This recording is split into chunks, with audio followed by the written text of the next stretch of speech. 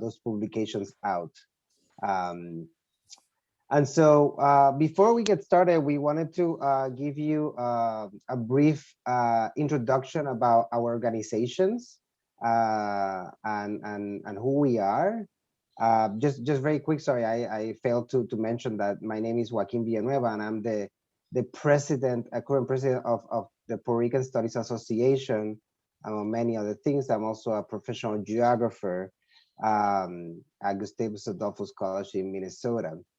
But I'll provide a little space for Doctora Santiago Ortiz, who recently graduated. So I wanted to congratulate her for that. Um, to please to give us a little note about LASA Puerto Rico, and I'll give a little note about PRSA. Great. So the Puerto Rico section of the Latin American Studies Association aspires to foster scholarly dialogue and collaboration on all things regarding Puerto Rico and Puerto Rican studies broadly defined. And it does so by strengthening cross and transdisciplinary exchange and cooperation on themes associated to Puerto Rico and its diaspora. And it provides a structure to foster and promote research, teaching, and advocacy within the broader LASA organization. And it will promote research and artistic activities that highlight related topics. So this is one of our organizations, and you can find us on Twitter. I will put in the handle very soon, and we're also on Facebook. So you are welcome to join us. The conference is in a couple of weeks. So if you're there, please come to any of our sponsored panels, and we look forward to seeing you. Excellent, thank you.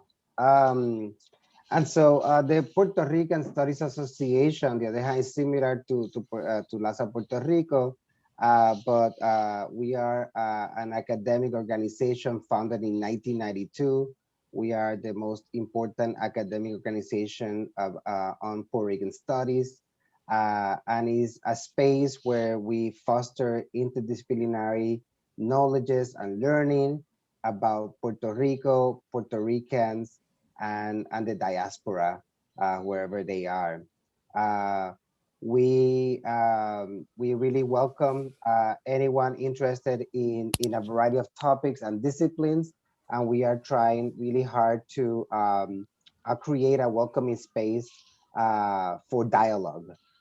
This is one of the spaces of dialogue that we've created in PRSA. The organization, you can follow us. I'll put the handle as well for, we are on Twitter, Facebook, but also we have a website where you can find about activities and events that we are organizing. We have many, so it's good to keep up with us through the website and our various social media outlets. And so if you have any questions, please let us know. We'll have you, if you have any question about becoming a member and everything, you can find in the website or ask me or any member of the organization. So it is our pleasure from both PRSA and LASA Puerto Rico to have Don Walisek, Lourdes Torres, and Javier Totti, three editors of three different journals that will be speaking with us. I will each panelist will have 5-10 minutes that they'll introduce and talk a little bit about their journal in some general terms. I'll introduce each of them individually, and then we'll have a space for questions and discussion afterwards.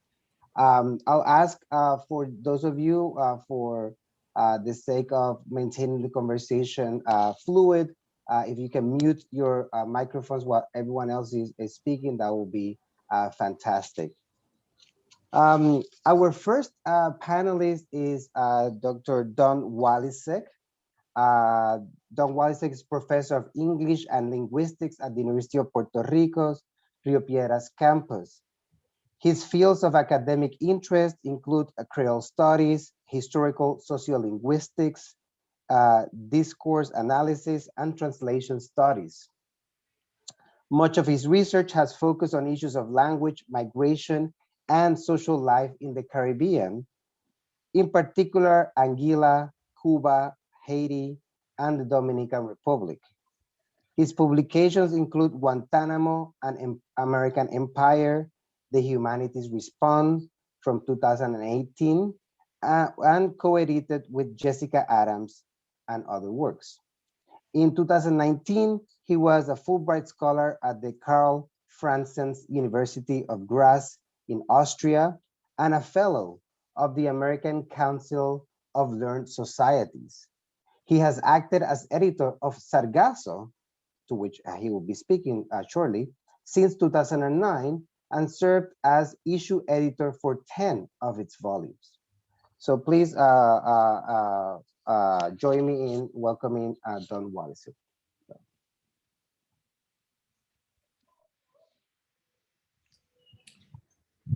Thank you very much, Joaquin, and thank you for the invitation to participate in today's event. Welcome to everyone. It's a pleasure to be here. I prepared a presentation that I'll go through. It has about 10 slides. It provides you with an overview of the journal Sargasso, and it was created with a certain audience in mind, people who might want to submit, of course, right? And people who might not be familiar with the journal. So Sargasso is based at the University of Puerto Rico's main campus. It's been published since 1984, which is a long time. It's evolved over the years. We consider the journal an academic journal. It's Caribbean focused. We consider it a Caribbean studies journal rooted in the humanities. And we try to keep in mind the regional focus, but as I will explain, that varies a bit from issue to issue because our issues are thematic, right? Our volumes each deal with a specific topic. The journal is affiliated with the PhD program in English, which has a Caribbean focus in the College of Humanities. That began in the year 2000. And we're indexed in some key places which are listed on this slide. We have about 220 subscribers.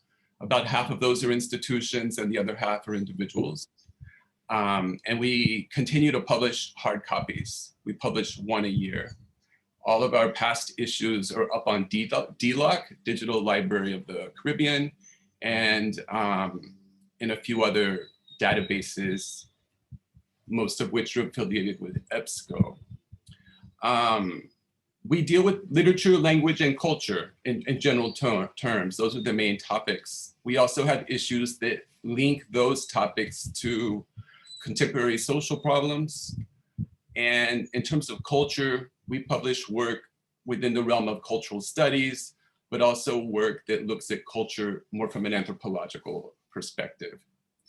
And we do not only publish essays, right? Essays are extremely important to the journal, but we publish other types of work. We publish poetry, and we're interested in publishing more poetry in the future. We're interested in dedicating a larger number of pages to poetry and short fiction. Most of our issues include at least one interview. We have a tradition of, kind of a long tradition of publishing interviews. We publish translations. These can be translations of work that has been previously published or translations of work that has not appeared elsewhere. We usually have a healthy review section, most of which is dedicated to the review of books, publications that have popped up in the last 2 years, but we also review films and performance events. We publish visual art, including photo essays, and we publish a column called Juxtaposition sometime. That's where you have one key question and you just send that question out to 5 or 6 people from different backgrounds or different fields. We publish in English, Spanish, French, and Creole languages that are spoken in the Caribbean. This is just an overview of kind of where we come from. And so we have 45 issues to date. And I don't want to give you a history of the journal. I just want to jump to where we are today. So we can think of Sargasso as being in a 4th wave, right? And And that fourth wave produces covers like these that you see on this slide. They tend to be kind of colorful, and in each issue deals with a different topic. Most of these are about 200 pages in length, and we publish one a year. I edit all of the volumes, but sometimes I'm more removed from the process. And that happens when I'm not the issue editor. So sometimes there is someone else who prepares the volume, you know, and then hands it over to me, right? And we call those people issue editors. Most of our issue editors, not all the time, but most of them are based in Puerto Rico. And generally those people have been Sally Everson and Catherine Miranda, who are listed here as contributing editors. And sometimes what we've done, if we get a proposal from outside, someone wants to do a special volume, we ask the people doing the proposal if they would be interested in doing it with Sally Everson, myself, or Catherine Miranda. We find that that just allows things to flow better, to have a member of our local team on board with the external team. But we're open to doing it other ways. And we also have an external editorial board. Here you can see, you know, the members of that board. They help us identify peer reviewers. We tell them, we send them the abstract for a paper and say we want to send it out to 2 people and we don't know who to send it to. They help with that. We also have a pool of people that tend to be really good peer reviewers that like to review, that we constantly, well, not constantly, but frequently, you know, communicate with and share submissions with. And so when something comes in, I look at it first, usually with one other person, and we decide if we're going to send it out for review or if it doesn't look ready for that. Often there are several submissions, you know, that we get in response to a call that don't look ready for various reasons. Usually it's sort of a glaring reason, like no bibliography, or it just seems incomplete, or there's no relationship whatsoever to the call, which is problematic since our issues are thematic. And so often those sorts of submissions won't go on to external review. But if we get it early, if the deadline hasn't passed, we will communicate with the person who submitted and say, you know, look, it seems like you might not know that there's a call. We would like to review this, but it doesn't look quite ready. And we'll give them a deadline in case they want to resubmit. How long does it take for your work to come out? It should take 6 to 8 months. We've faced a lot of challenges recently in terms of our timeline. And so it's you know, been a year, honestly, in some recent circumstances. We had our office completely destroyed by Hurricane Maria. We've dealt with long strikes, and now we're in the pandemic, but we are still functional, and we are, you know, I guess maybe you could say stronger than ever after dealing with these things. And so the next few issues will come out in a more timely way, no matter what happens. And back to the topic of special issues, right? If you're interested in doing a special issue on a certain topic, we encourage that, and we would love to hear from you. Often it works better, as I already suggested, if there's more than one issue editor. And we will receive we're open to receiving a proposal. We suggest that you include certain things in the proposal, that you include a draft of the call, right? The draft of a call for papers, in other words, that you include a timeline, that you include comments on dissemination, which is spelled wrong in this slide. And we're interested in hooking up our publications with public events, like a conference, or a launch. We hold launches locally when we publish an issue where people come and some of the contributors, you know, speak about the contents, or some of the poets read their work, where we sell the issue. So we're interested in hearing about those sorts of things. I have kind of a long list of tips for, you know, anybody who might be interested in submitting. It's probably better to include some of this, you know, later in our discussion rather than go through it. but I'll just highlight a couple of these, okay? I think it's a good idea to read an issue of Sargasso, right? Ideally, before you submit, and closely look at the call for papers, look at our website. The reason it's important to look at these things is because they include really useful information. They include guidelines. They include a list of frequently asked questions. And so we would like to see, especially in the case of essays, we would like to see essays need to be aligned with the call, okay? When you submit, you should include a very short, at least cover letter. Occasionally I receive articles that are submitted with no message whatsoever. And I'm not like particularly old school, but I sometimes wonder, what is this that I have here, right? So to get the dialogue going, you can also contact us ahead of time if you have questions, if you're sort of, I'd like to interpret this call very creatively, but I don't know if you're down with it. Well, just send us a message and we would, love to chat with you about that sort of thing. Yeah, we're interested, of course, in work on Puerto Rico. We've dedicated some issues to Puerto Rico. We've chosen topics that are defined in, in local terms.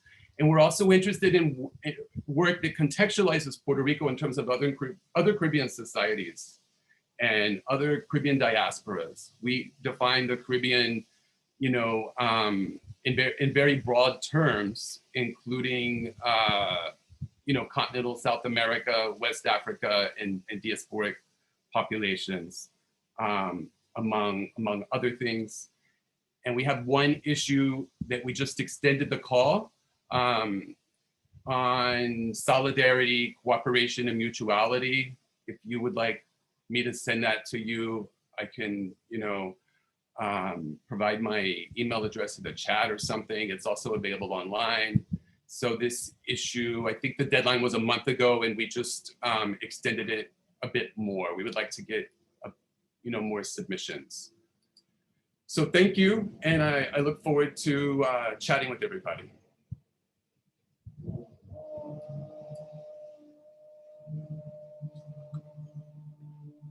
Great, thank you so much, Don, for providing all that very useful, very important information about Sargasso. And yes, there will be time for Q&A. So folks, if you have questions, you can also post them in the chat. Once the presenters are done, the editors, then we can have that dialogue. I'm going to be presenting now Lourdes Torres, who is editor of Latino Studies, but I will give you more of a bio now. So Lourdes Torres is the Vincent DePaul Professor of Latin American and Latino Studies at DePaul University, where she is also affiliate faculty in Critical Ethnic Studies and Women and Gender Studies. She is the editor of the journal Latino Studies and the co-series editor of the Global Latino-Latina American series of the University of Ohio Press. Her research and teaching interests include sociolinguistics, Spanish in the U.S., and queer Latinidades, and she is the author of Puerto Rican Discourse, a sociolinguistic study of a New York suburb, and co-editor of Third World Women and the Politics of Feminisms and Tortilleras, Hispanic and the Latina Lesbian Expression. She is currently working on a history of Diego, the national Latino-Latina lesbian, gay, bisexual, and transgender organization that ran from 1987 to 2004. And she's also researching Spanish language use in Chicago. Amazing. So let's all welcome Lourdes Torres. Thank you for being here. Thank you. First, thank you for inviting me to this. I think it's really cool that LASA and PRSA are joining together to do events like this, and I'm really happy to be part of it.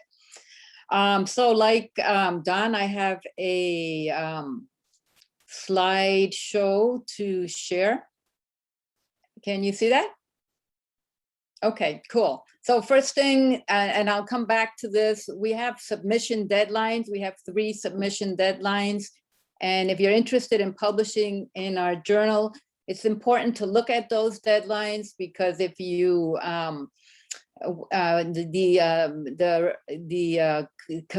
internal committee meets right after the deadlines to look at your pieces. So if you want a quick response, to your an initial response to your piece. If you publish around, if you submit it around the time of the submission deadline, you'll get a response within a month. So that's important to check out those deadlines.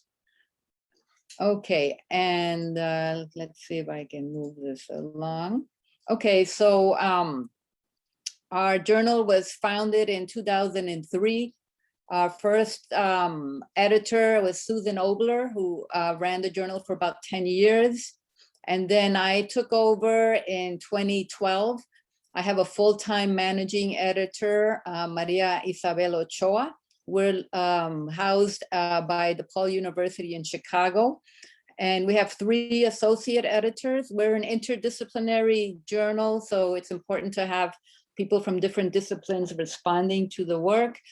And they're listed here. We also have an international editorial board. Okay, that's a little bit bigger here. So our mission is to publish work about Latinos and Latinas, Latinx folks. We're interested in interdisciplinary, multidisciplinary scholarship. We feel very committed to sustaining the tradition of activist scholarship by the founders of Chicano Studies and Puerto Rican Studies. So we're very much part of that tradition. And we're interested in publishing work on Latinx communities at the local, national, transnational, and hemispheric level. In terms of our scope, as I said, we are multidisciplinary and interdisciplinary. So we publish articles in the social sciences and the humanities. Those are the articles that go out for external review. We have also 3 other sections in the journal that are reviewed internally by myself and the associate editors. And these are articles that have to do with curriculum development and pedagogy, or analyses of local and regional events. And these could be interviews, it could be on a protest march, it could be on a mutual aid society. You know, right now with COVID, we're getting a lot of pieces that talk about what's happening in Latino communities around those issues.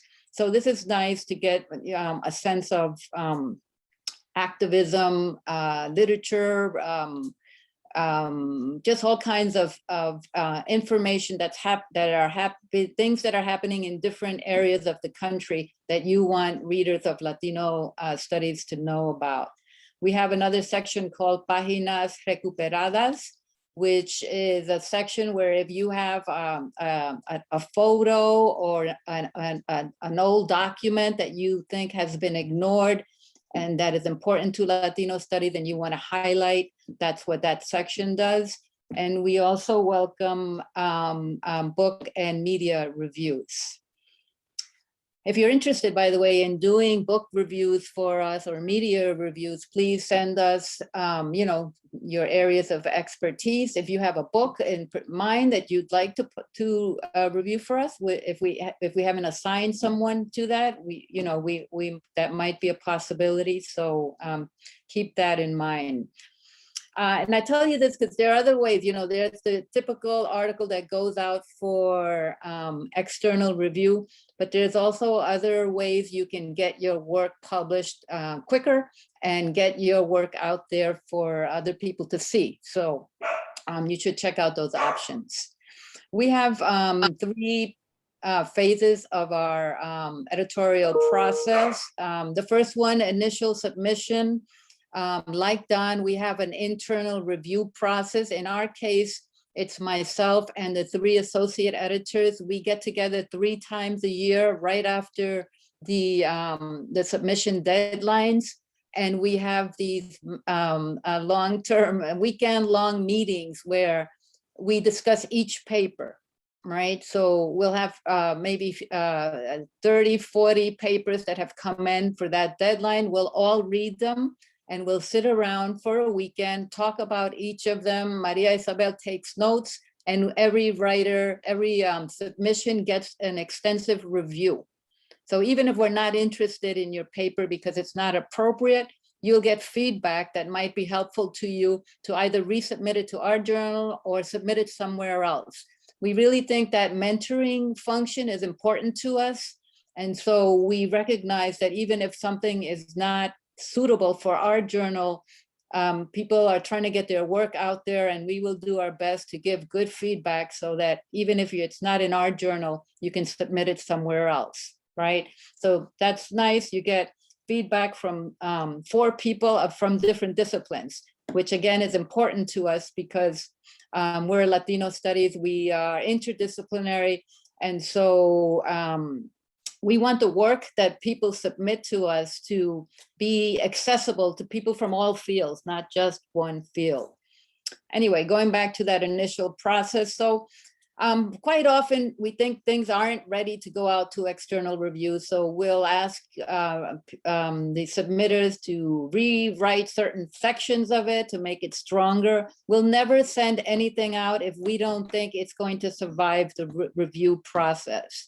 So even though it adds this extra layer, we think, and we have found that the pieces that go out after our suggestions, and revision are much stronger and much more likely to survive our rigorous review process. Once the paper is accepted for external review, I find I try to get 3 reviewers for each paper. And the associate editors, when we're in our meeting looking at all the papers, we also coming up with potential reviewers for each of the papers. And that's one of the part of the work of the associate editors and myself as the internal review committee. We send it out, and the responses that one can get to a paper that's externally reviewed are indicated here.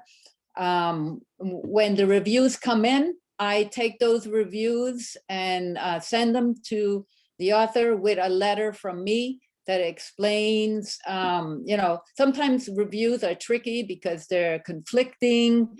And so I try to direct the author into what's important for us, for a piece to survive the review process. Even if, there's some things that have to be done. And so I will put that in my letter. And once I send it out to the external, when I send it back to the author, quite often the paper gets back to me and I send it back to the initial reviewers so they can tell me, okay, now I think this paper is ready or not. So there's this process, and it takes time, it's true. And so for the whole process, if everyone does their part and gets things back to, to me, or gets the revisions in, it can take a year and a half to get through all these steps. So it's important that, that you not wait till you're almost at tenure level. It's important to give yourself time because these processes take time. And the third phase is the editing that goes on. We edit everything, and then, pre-production, all of that stuff happens. And then the articles are published online on our website online. And eventually they get into a print copy. Okay, and we have a double-blind review process. And you see here the questions that we ask the reviewers, what we want them to respond to. It's the typical stuff, relevance to the field, it's the purpose stated, is it original, is it sound scholarship, quality of writing, and is it suitable for our journal? As I said, you receive, the authors will receive a letter from me and a copy of the reports. I try to get 3, sometimes I can only get 2. But definitely at least 2. The final stage, Palgrave, Macmillan. First, we proof everything and get everything ready. Then Palgrave, which is the company we work with that puts out the journal. They also have an in-house editor. So we make sure that the papers are edited carefully. And then we publish them online and in print. The nice thing about getting them online first is that you don't have to really wait till a print copy is ready to come out, but your work after we approve it, after you approve it, after we approve it, gets put online immediately. The exact copy that's going to be in the print version is online. And that's nice because you can track how many people are reading it. You can track how many shares you have, how many times it's been downloaded, which those kinds of metrics are becoming more important because for the tenure process, again, you need to show that your work is getting out there. So that's a nice feature. We also, Springer Palgrave has this share it feature where you can link to the actual version of the article that's going to be printed, and you could send it to, I forget if it's 100 or 200 people, and they get the actual article, even if they don't have access to the journal. This is a way to get your work out there and get it on social media and wherever else you'd like to distribute it. We also, Maria Ochoa runs the website. She runs our Facebook page, our social media, and she, when the articles come out, she tweets them out. She gets them out on Facebook. So again, because of our mentoring function, we also think it's our responsibility to help get the word out on the publications that authors write, and we're proud of them too. So we want to share that as part of the Latino Studies family. As I said, we have a Facebook page, a Twitter account, and so please go online and add us to your social media so you know about upcoming issues. In terms of social, ¿cómo se dice? Special issues. We do special issues. We have 4 issues a year. We publish 4 issues a year, and usually one of them is a special issue. And we take proposals for those special issues. The guidelines are on our webpage, so I invite you to go there and check them out.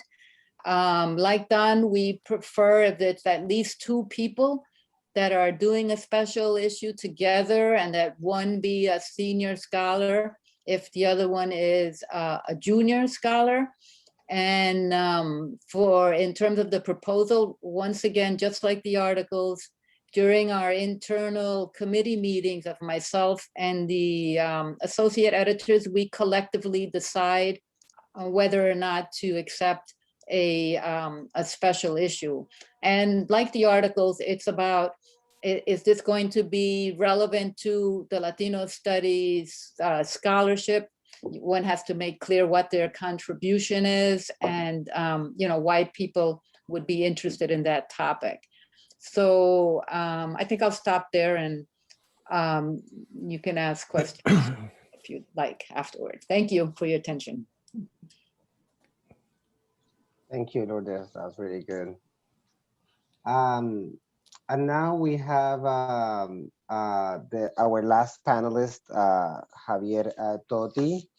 Javier is the editor of Centro Publications, which includes Centro Journal and Centro Press. Javier is an anthropologist and a professor in the Department of Latin American and Latino Studies at Herbert H. Lehman College of the City University of New York. He has been the editor of Centro Journal since 2001.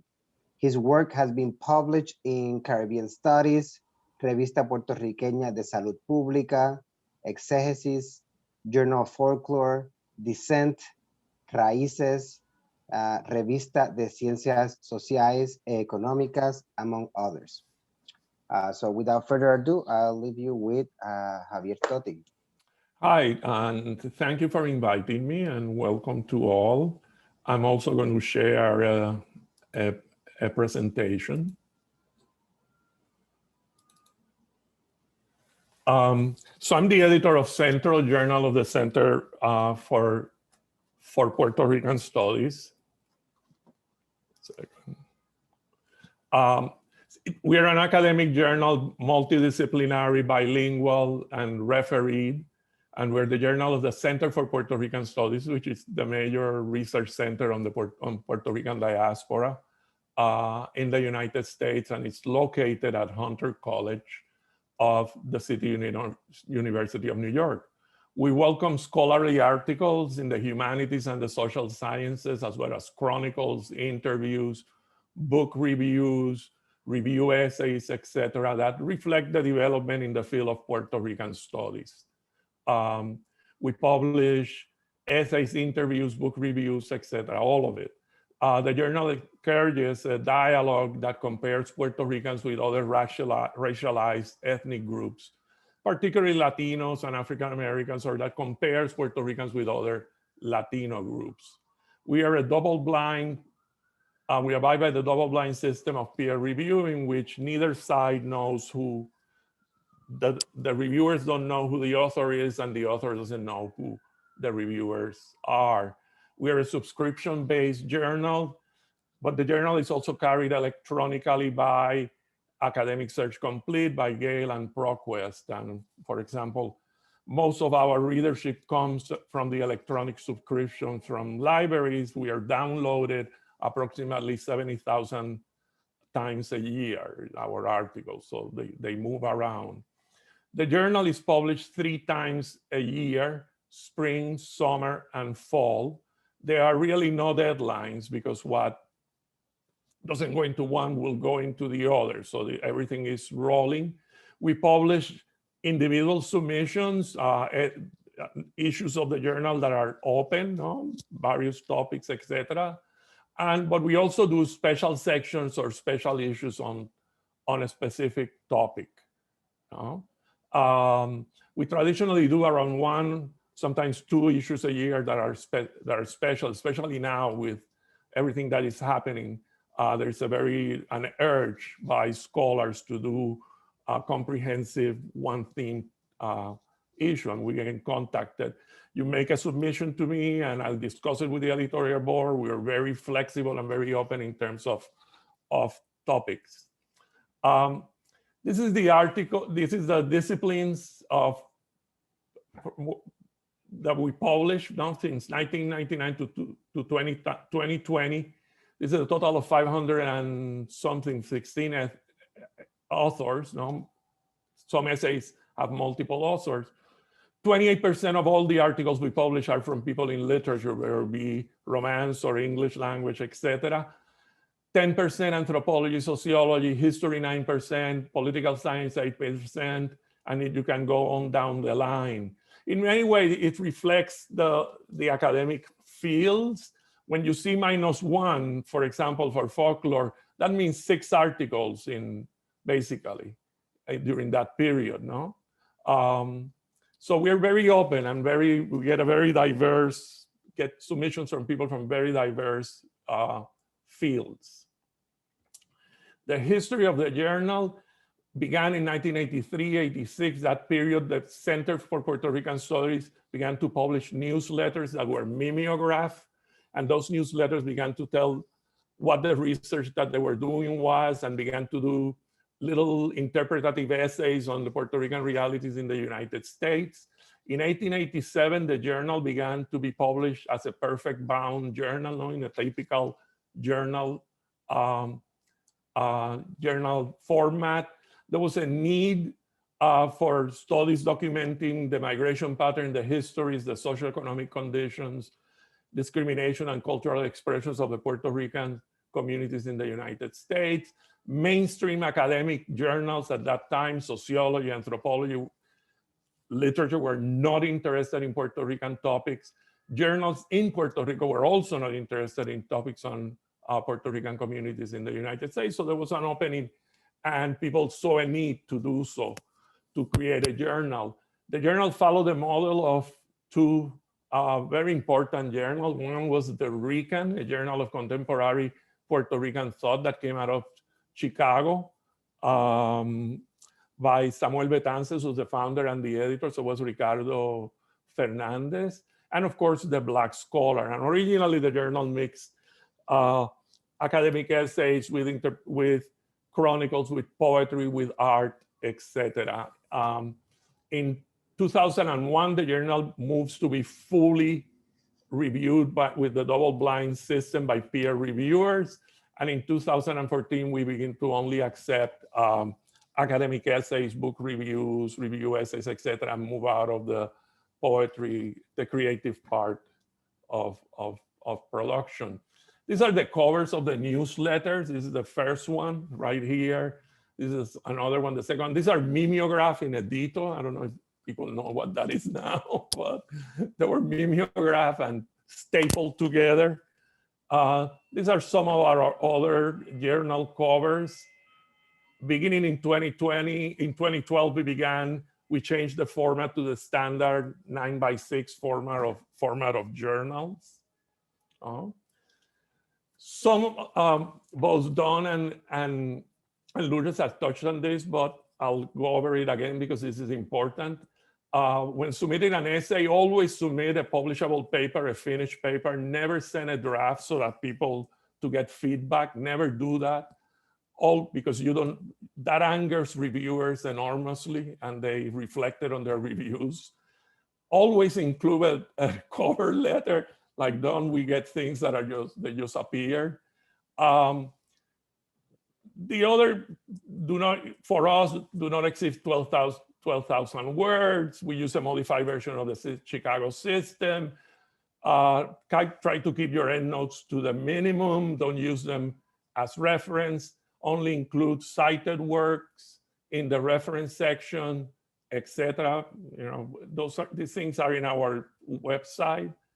But this is the review process for us.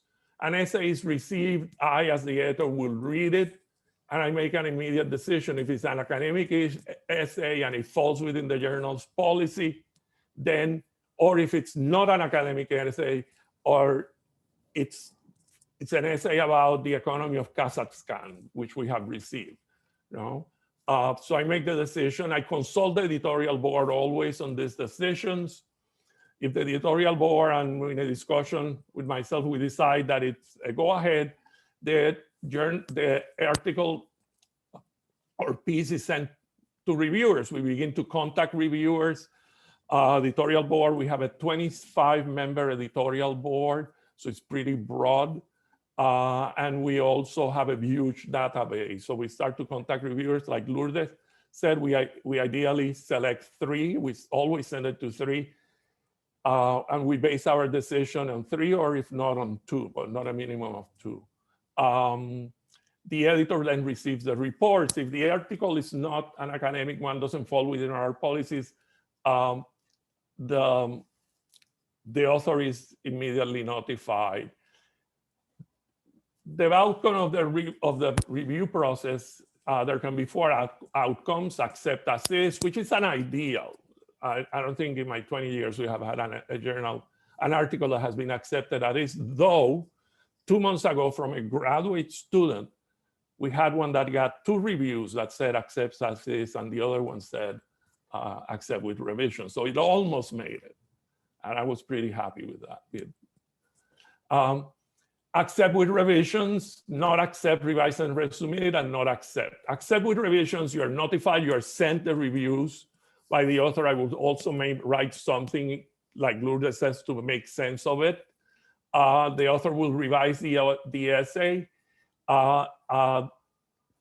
sends it back, and I will consult with the reviewers. Or if it's a simple, the revisions are very simple, I will accept that. I will act on my own and notify the author. Not accept, well, we all know what it is, but I want to focus on the third alternative, which is a very common alternative.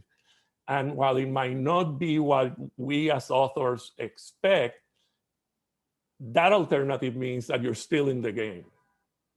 You're not in the 4th category. You're in a category, in a liminal state, and if you work hard on the reviews and send it, your essay can be accepted. So don't, because you get a not accept, revise, and resubmit. Yes, it's frustrating. Yes, it's not what one expects, but the reviewer saw something in that essay that they value and want you to develop further. Our acceptance rate for between 2011 and 2012 is 31%. Right now it's around 30.2%. So hovers around a third, less than a third. And this to end, I want to emphasize what are the best practices, and this is important. No? Always submit a final version of your finished version of your essay, never a draft. Avoid grammatical errors, proofread the essay. Have also friends and colleagues do so. No? You don't want reviewers to react to these things. You know, you want reviewers to be in a good mood as they read your paper. You may also suggest the editor possible reviewers in your field, and that doesn't mean that the editors are going to pick on those. We're going to use them, but it gives them ideas. Also, if you don't want certain scholar or scholars to read your essay because you're in argument with her or with them, etc., say so, and that's something that we honor. If you send in your letter of introduction, no, if you in your cover letter and you say, I don't want X, Y, and Z to read this essay. No explanations. We will honor that. Follow the journal's style, no guide of style. When sending a revised essay, always do a separate letter, a very detailed separate letter addressing every comment and suggestion made by the reviewers, by each of the reviewers, and how you handle it. This letter will take a lot of time, but it's really worth it because you're setting the narrative for your essay again. And if you didn't take some of their suggestions, say so and explain why. You know, at the end of the day, it's your essay, not the reviewer's essay. So explain every change that has been made.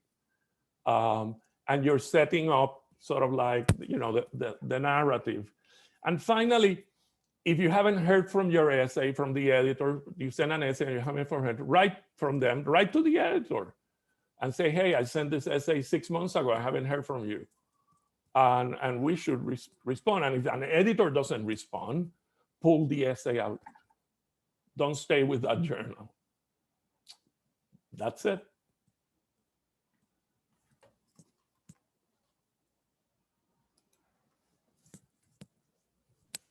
Well, thank you, Javier. Thank you, Lourdes, and thank you, Don, for that thorough introduction of your journals. Actually, you covered so much that you answered all of our questions, actually, which is awesome. Javier, I wanted to very quickly ask a question. I'm going to open up the floor for folks in the audience to ask questions. So, si tienen preguntas, por favor, háganla en el chat o alcen la mano y pueden hablar. So while people get geared up to ask questions, wanted to ask questions for all panelists. So I remember when I first published my my first sort of peer review journal, like it was a scary process, you know. There's a lot of myth about the peer review process, and as a grad student, I was sort of very conscious about my writing and being rejected. That fear of rejection is strong, you know.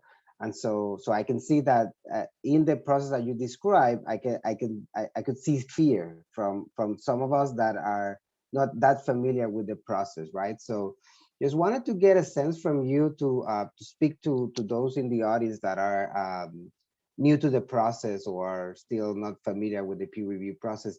Any advice, and I know, Javier, you gave some at the end, but any other advice for first-time authors about myth or busting some of those myths about the peer review process? Anything you can share that can help sort of folks get above that bump and actually submit their work?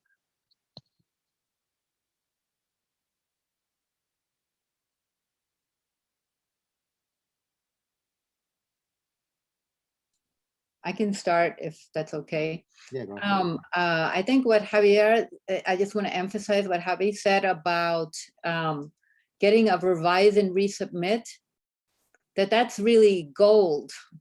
You know, that you shouldn't feel bad if you get a revise and resubmit. It's really, I think it's better than accept as is, because it means people have really engaged with the work. They're experts in your field, and they're going to help you make that obviously good paper even stronger.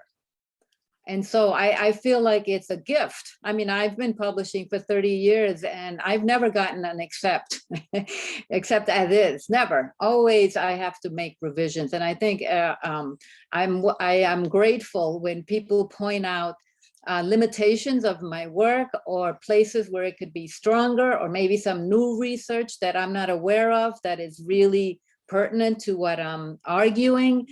It only makes your work stronger to have really engaged, really, you know, experts in your field give you feedback. And so I think even though I know it's overwhelming, you get, you know, sometimes there's 3 responses to your work, and sometimes it's 2 pages long, and it feels absolutely overwhelming. But we always suggest that people, you know, put it aside for a day and, you know, deal with the ego issues that come up. And then when you're a little calmer, go back to the paper and actually start reading, making notes about how you're going to tackle the changes. And it becomes a much more manageable process. And also remember that you don't have to do everything that people suggest, that these are suggestions. And what Javi suggested, I think all of our journals want, is that after you revise it, you add that letter where you spell out what you have done and what you haven't done and why you haven't done that. It's your work. And so if you don't think that one of those or some of those suggestions are pertinent, then you explain why, and you know, that's good. You don't have to do everything people suggest. Sometimes the reviews are contradictory because people are responding from specific fields. So you just have to, you know, understand what your project is and be able to argue about why you did things or you didn't do things. But again, I think revise and resubmit is the best response one can get to their work. It means you have the potential to make it better. And that's always good.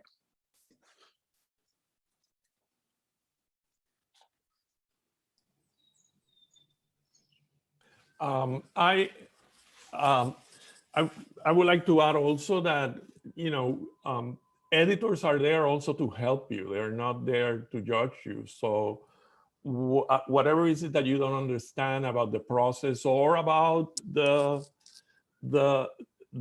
reports from the readers, contact the editor, ask us questions. We're there to, we want the journal to be published. We want the articles to publish. So we're there to help. You know, the whole publishing thing, unfortunately, there's the adversarial side. It's not like the law where it's adversarial only. Here, there's the pedagogical side also, and you know, the didactic side, people helping each other, the learning process, etc.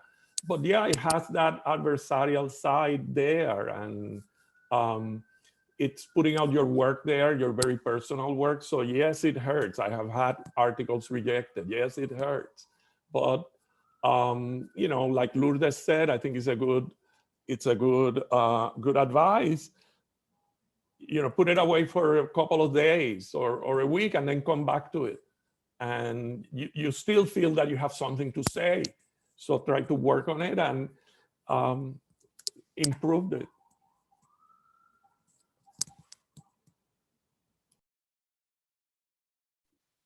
Don, would you like to add anything?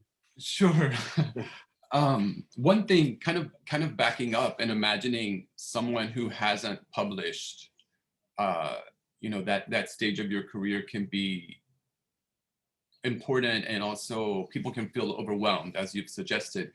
I think it's one strategy is to start with book reviews, right? That's the first thing I ever published was a book review, and I was a graduate student, and it felt really good. It was manageable. It built my confidence. It came out fairly quickly. People read the review. You know, a lot of people actually really value book reviews, even though they're not, you know, peer-reviewed articles. So I suggest people to keep that in mind as an option, right? And you could later go from doing that to submitting an article. We also do a lot of mentorship, you know, more than planned, to be honest. Almost every issue, there's one article that somehow just needs a lot of work. And sometimes I end up sort of being friends with that person, or not necessarily friends, but having a lot of contact, right? Sometimes it blossoms into friendship, but not always. But there's something about those pieces, right? We want to get it in the volume, right? So we're willing to do extra work, right? And it's not always graduate students. It's sometimes senior professors who, you know, don't have their essay quite where it needs to be. And so we work together to make that happen. Great. And I just wanted to ask a quick clarifying question for those that don't know. Don told us that Sargasso publishes in a number of languages. And I wanted to ask Lourdes and Javier, in what languages does Centro Journal and Latino Studies Journal, flipping that around, publish in? Centro Journal publishes in English and Spanish, but the majority of the articles we publish are in English. It's like 82-18. 82% of the articles we publish are in English. 18% are in Spanish. There have been issues where 100% of the articles have been in Spanish, but you know, I guess because we are state-based, the appeal is more to academics in the United States. And unfortunately, we only publish in English. Thank you so much. So the chat is open, or you can unmute yourself if you have any questions for the panelists, which we are very grateful for your time and for all of the knowledge that you have bestowed upon us today. So in confianza, if anyone wants to ask anything else, the floor is open.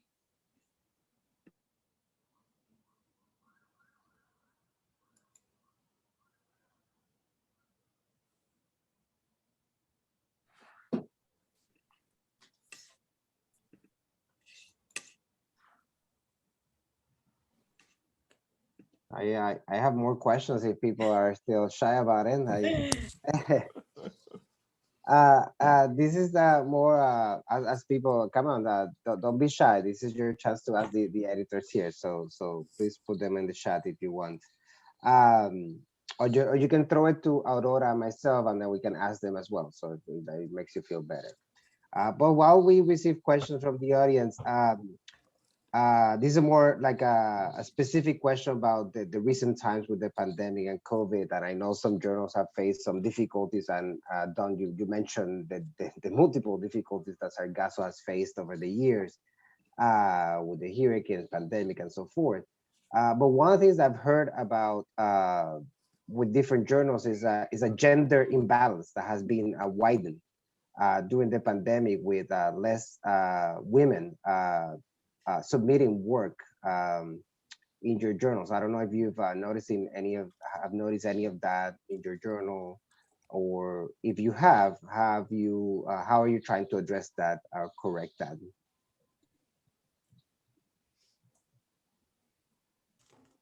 Well, I can start. What I've noticed, I was surprised by this actually. I've noticed that the number of submissions have actually risen during this last year. I had expected that the pandemic would mean fewer submissions, but I've been pleasantly surprised that it actually increased the number of submissions to the journal. Our acceptance rates has remained the same. We accept about 25% of the articles that we get. Okay. But I have been surprised that the number has increased. What has changed is that I have to work harder to find reviewers. A lot of people are overwhelmed and they say I can't do it. So I have noticed that you know, instead of asking 5 or 6 people before I get 3 reviewers, now I have to ask 10 or 12 or 15 people before I get 3. So that means it takes a little more time. And so that is true. And people should be aware of that, right? Okay. Like Lourdes, we have received, I was being surprised, we have received more submissions. And like what Lourdes said, getting reviewers has gotten very difficult. With a lot of the reviewers now familiarizing themselves with teaching asynchronously or synchronously. It has been really difficult. Sometimes I have to write 15. I have had to write to 15 individuals for trying to get 3 for one article when that never happened. But in terms, I guess, authors are very productive. And I haven't noticed a gender imbalance. Have Neither you have I. guys? No? Yeah. I haven't either. We have seen, in the case of Sargasso, more interest in very socially engaged scholarship, and proposals that people want to do a different type of work. And in our case, really present the humanities as an important set of resources for addressing urgent problems. We have seen that also since, I would say, 2016, 2015, in the case of Puerto Rico, people trying to deal with the urgent needs in Puerto Rico and the disasters there. And that's a welcome thing. Definitely. Great. So we actually have a chat question that I'm going to bring up to the panelists. What is an automatic red flag when you are looking at submitted work? The type that makes you think, oh, this needs more work, or we can't accept something like this. What is an automatic desk rejection? In my case, an automatic desk rejection is something that falls outside of the parameters of the journal. I would consult with the editorial board. For example, unfortunately, we have gotten some oral presentations, things that you see that it was a paper read at a conference. And that's a big no-no because it's a totally different format. But I guess it would be that. We do get a few of what I will suggest are like really oral presentations, are conference papers, without transforming them into an academic article. I think, something Don said earlier, it's clear to us when we get a piece by someone who's never looked at our journal. It's very clear. And so I think Don's advice is absolutely essential. You need to read the journal that you're trying to publish in and get a sense of the scope and the type of articles that are written, the format. That's like basic research 101 for publishing your work. If you don't do that, you don't deserve to be published, frankly, because that's just basic. You need to look at where you're sending your work to make sure the work is consistent with the type of work that's published in the journal. And so, I'll get articles on, the economics of Argentina. Well, obviously, they just see Latino in the title. Latino, Latin America, it's all the same thing anyway, right? And so that it just shows a total lack of respect for yourself and your work if you don't look at you don't make yourself familiar with what the venues are that might be interested in publishing your work. So yes, if the topic is not appropriate, that's a red flag. If another thing is sending a chapter of a dissertation, and I think for graduate students, sometimes they don't understand that a chapter of a dissertation is not an article, and that you have to shape it in a different way and organize it in a different way. It might not mean an automatic rejection. I mean, we would send it back saying, this is a dissertation. I think, unfortunately, a lot of people don't get mentored into how to write and the whole process of submitting to a journal. So we understand that that's our mentoring role. It shouldn't be, I mean, hopefully in your graduate schools and your mentors are giving you this kind of preparation, but we understand that not everyone gets it.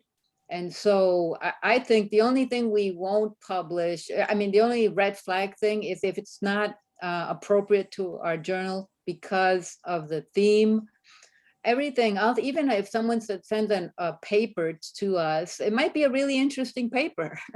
And so we'll read it and we'll say, this is obviously an oral presentation, and here are some steps you will need to do if you want to seriously, if you want us to consider it for publication. Because some people don't know that. They just, again, it's not a problem. It's a question of the lack of mentorship that too many of us receive going up. Just like we're not taught how to teach, a lot of us are not taught how to get into this publishing process. So, and I again, what Javi said, really important. If you have a question, ask the editor. We're all human beings and interested in our journals and interested in getting good work. So write to the editor and, you know, have a conversation. And yeah, sometimes some people need some more hand holding than other people. And I think all of our journals, the three of us here, have made it really clear that we're interested in mentoring and that we're interested in helping you form your work to make it the best possible. And, you know, that we want to see good work, good original work out there, and we'll help you in that process. But you also have to do some of the work, and that means reading the journals, reading the guidelines, and not sending things that don't adhere to the guidelines. Checking to make sure there's not spelling errors and typos. That's the basic stuff that even without mentoring, or you should just, you know, be able to do those things. And some of the trickier issues will help you through those. But at least you must read the journals and understand where you're submitting your work to, and follow the guidelines that all of our journals provide, you know, online. And if you do that, you know, you have a better shot. I can add one other thing, and before I do it, I think Lourdes and Javier have given excellent advice, right? And I will repeat some of your tips to the people that I interact with. In terms of a particular essay, though, or article, the beginning is really, really important, right? And so if you are kind of struggling and, you know, and working to meet a deadline, I suggest dedicating a lot of energy and thought to the beginning, so that your reader will understand what you're trying to do and relax, right? Sometimes we get work and I'm reading it and I'm kind of tense the whole time because I'm trying to figure out where it's going, and then I never figure that out at the, you know, and then I'm at the end, right? We require the submission of an abstract, right? Which is not merely a quick summary that you should do at the last minute, but it should really provide an overview of what the argument is and what the insights are, what the findings are. And if you have that and a strong beginning and decent organization, you know, throughout the essay, I really think, you know, things are looking pretty good. Great. So we have two last questions. One is a chat question, and one is a question actually that I have for Don about Sargasso. I'll ask that first because it's very short. So I wanted to know Sargasso is a humanities journal, but does it also publish humanistic social sciences or kind of interdisciplinary kind of combination of social science and humanities? And the last question that I have here is, for all three panelists, what advice would you give to your younger self starting in academia? I love this question, so that would be the last question. So about Sargasso and what fields we publish, right? We do publish some work that is social scientific and definitely, but that's not our focus, but we have done it. It seems to happen more frequently now because we're doing thematic issues, right? We'll have an issue on the Dominican Republic or on education in Puerto Rico, or on, we did an issue recently on Guantanamo. But we are aware of what I think of, I don't know if I like the term, but mission creep, right? So we do want to come back to the humanities again and again and really make that our foundation.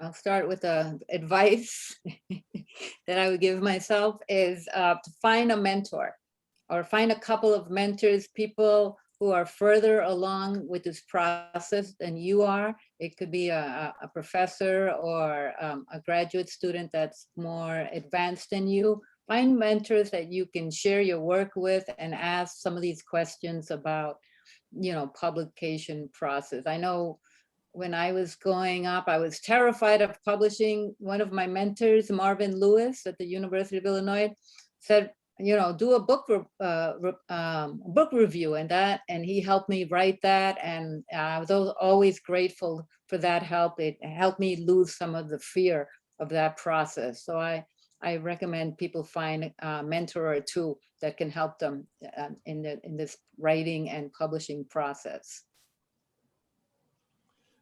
I agree with Lourdes. I mean, find a mentor or two, and also create a network of friends and colleagues that you can count on. Some will be more advanced than you, some beginners that less advanced than you, that you can share your ideas and your work. And, you know, don't give up. I mean, you got into this because you had your dreams and you had these things to say, and you do, and don't give up. It's not easy, it's hard.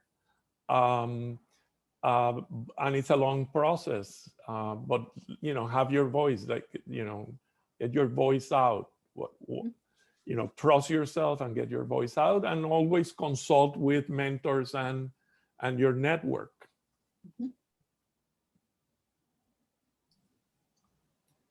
I think the suggestions we've heard are great. I'll add to them. I think it's important once you start publishing to diversify your publications in, you know, strategic ways. You're not an exception, right? Nobody's going to say, oh, she's really great. So, you know, it's fine that all of, you know, she's only published, for example, in edited volumes and never published a journal, in a journal, right? You probably want to have, you know, your work in both types of publications, right? Edited volumes and journals. Maybe you want to have articles in, you know, US publications and Caribbean-based publications. Maybe that's important to you. So to think about, right, how you are going to disseminate your work, to think about whether you probably don't want everything you've ever published to be co-authored, right? Of course, co-authored work is wonderful, but to diversify your, you know, your profile in these key ways. And I think, like Javier said, having a friend who is, you know, a good editor who is really interested in your work is amazing. My circle of people like that for some reason has shrunk, right? But I read their stuff and they read my stuff. And, you know, if you have someone that you can send your stuff to right before the deadline and they'll give it back to you by the deadline, that's really amazing.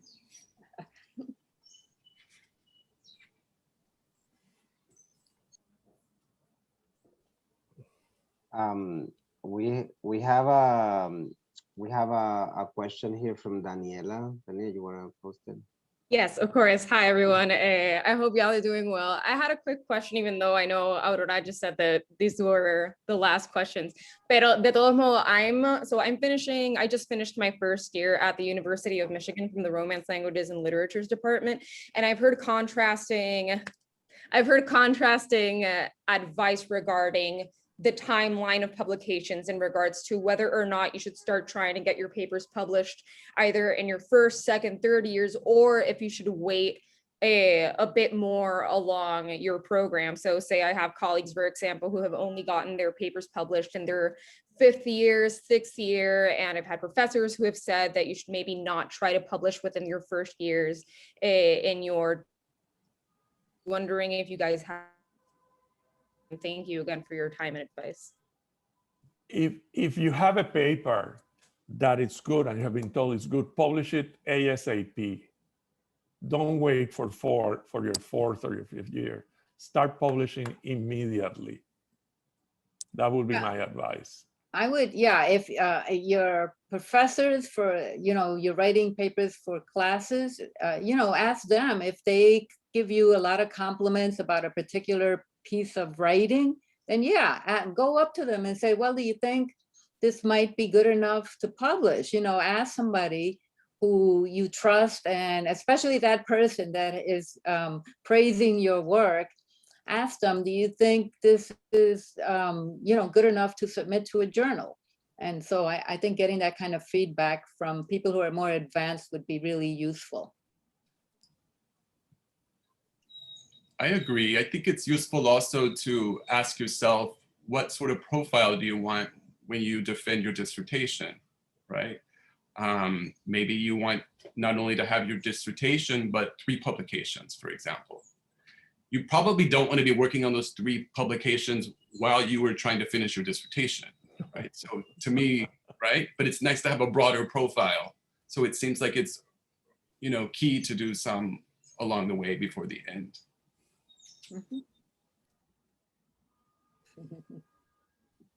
Thank you, Daniela, for that great question, and the other folks in the audience. And that's an advice I would give myself as a younger scholar. I would have started to publish way before. I was just too scared of the process to even start it. So yeah, just go for it. And you learn a lot through the process. That's something I've learned. Like, there's a lot of learning about your own writing, about your own scholarship, about who you are as a scholar in general. So I will go for it. But I wanted to thank the 3 panelists, Don, Lourdes, and Javier, for their time. This has been fantastic. You provided a very, very thorough overview of your journals, and I hoping that people consider in this audience your journal as an outlet for their work.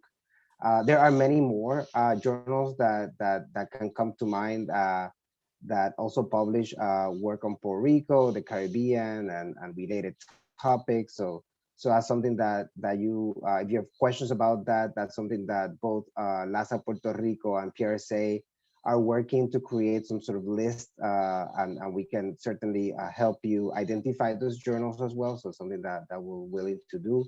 But this was just one of many sort of spaces that we're trying to create for this type of dialogue. We're really trying to mentor, as a word that Lourdes used a lot through today's conversation. Mentoring is something that we care a lot in our organizations. I would love to have your brilliant work out there. That's something that we are looking forward. We just want to facilitate that knowledge circulation, and we want to make sure that we all have a chance to read. And so we will be posting, we have a recording of this event. We'll be posting it in our website, so we'll stay tuned for our social media.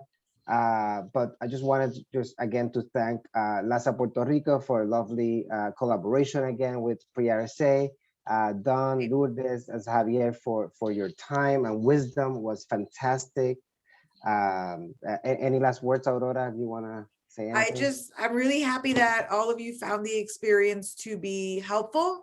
And you feel free to write any feedback or write to us on any of our social media. And also, if you're interested in other events or wanting to connect, let us know. Also, let us know what kinds of events you would like to see. And we would be happy to push towards those collaborations in the future as well. So thank you, everyone. Have a lovely weekend. Thank you. Thank you. Thank you. Thank you. Bye. Gracias. Javier Lule. Thank you. Gracias por la Bye. invitación. This is Bye. great. Thank you. Thank you. Thank you. Yeah.